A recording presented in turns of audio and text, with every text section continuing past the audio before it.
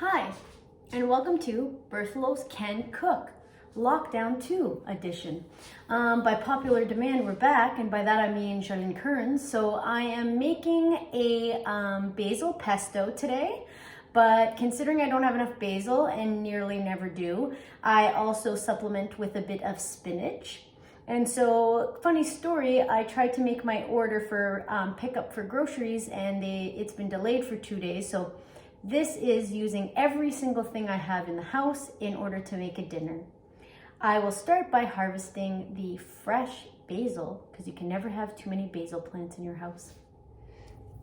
As you can see, this plant got partially decimated over non-watering, and I'm going to be clipping as many good pieces as I can without damaging the plant.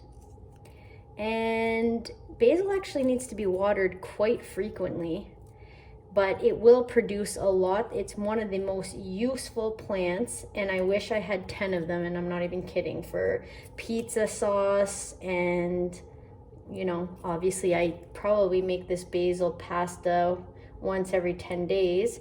The basil plant grows fairly quickly.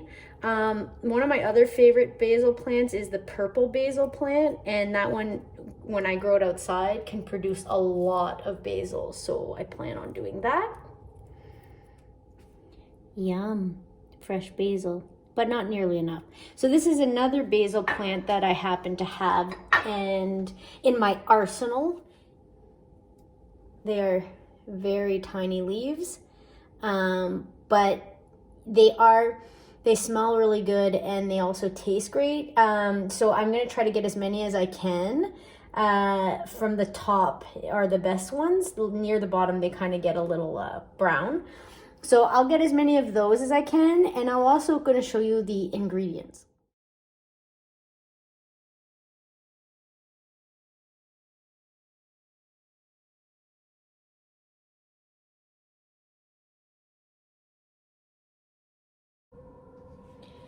So as you just saw the list of ingredients, here they are fresh, because that's how we do it here.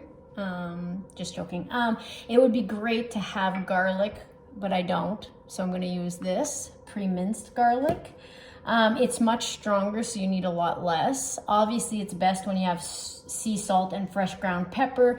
I love this type of pasta from PC. It's really good.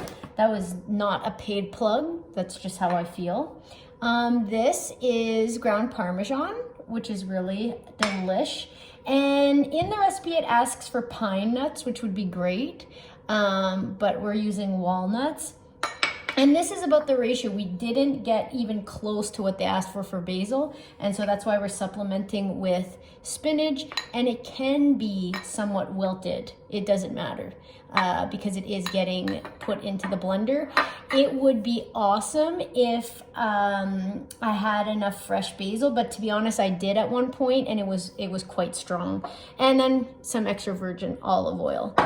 So let's get started. So as you guys know, making a video is a magnet for people to pop in. So just don't be surprised if it gets interrupted once again. Actually, I'm sure everyone's feeling the same way. Can we just get some space from one another, please? Okay, so I'm gonna put the pasta aside for now. I do have to say I like fusilli because it's silly. No, the curves or whatever, the little channels in the pasta do help hold the pesto on the noodle, which is really nice. So we're classy and we're using a magic bullet because I lost my blender. I shouldn't say lost, it stopped working, non-functional. Okay, so we are gonna be putting everything in here. Some of these ingredients are quite dry, so we wanna start with the wet so that it doesn't stick to the bottom because we're gonna be flipping it upside down. So we're gonna start with our olive oil, and we're gonna be putting half a cup of extra virgin olive oil. Now, it looks like I should have done this prior. I also sometimes when the noodles are done, I might add a little bit of olive oil to the noodles prior to adding the pesto if I find the consistency of the pesto isn't quite right. Oh, and didn't it just have to run out right now? Okay, I actually do have more of this, so pause.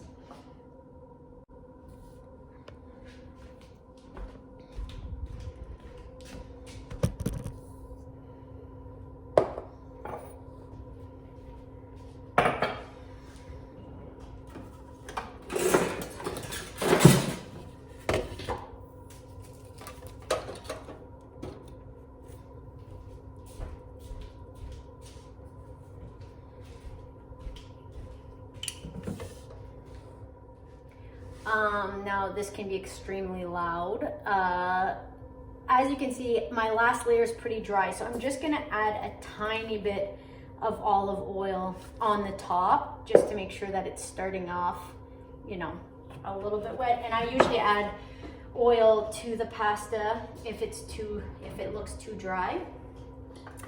Okay, so we're going to be doing the magic bullet. I'm going to give you a sample of what it sounds like, not that you need it, and then I'll come back because you will have to start and stop and kind of clank it around, but this really does give a good consistency of pesto.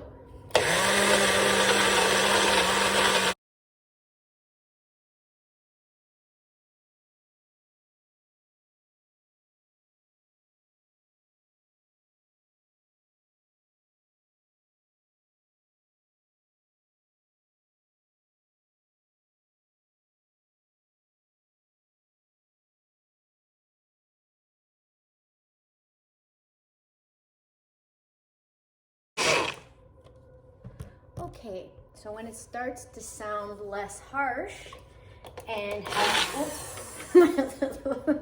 has a beautiful consistency like so, we know it's done. If I were to open this right now, it smells extremely fresh and delicious. You can put this aside because we are actually doing this ahead of time. And then when you want to make it, you just boil your pasta and put it in. So I will show you that after, whenever it may be. So at this point, we're boiling our water, and I'd like to emphasize the importance of salt.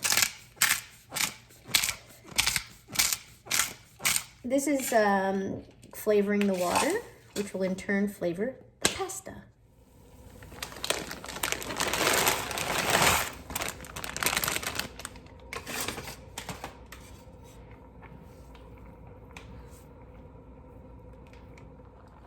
Personal preference, but I like mine al dente. Okay, so the noodles have been strained, and now we're gonna add our pesto, which actually has been sitting out since I made it. I can tell that I don't need to add olive oil to the noodles because the consistency and viscosity is good. I want every drop to go into the bowl. Okay, so we're just gonna stir that together, covering all of it. And remember, this is a base, so you could add chicken, like I said earlier. I'm actually gonna have one plate that has tomatoes added. And you could feel free to use rockets or arugula instead of spinach if that's all you had. So I've plated 3 of the 4, and for the last one I'm gonna add some tomato and just give it a little stir. So here's our tomato and our regular. We're just gonna add a tiny bit of parm for presentation, and just a couple sprigs of basil on top.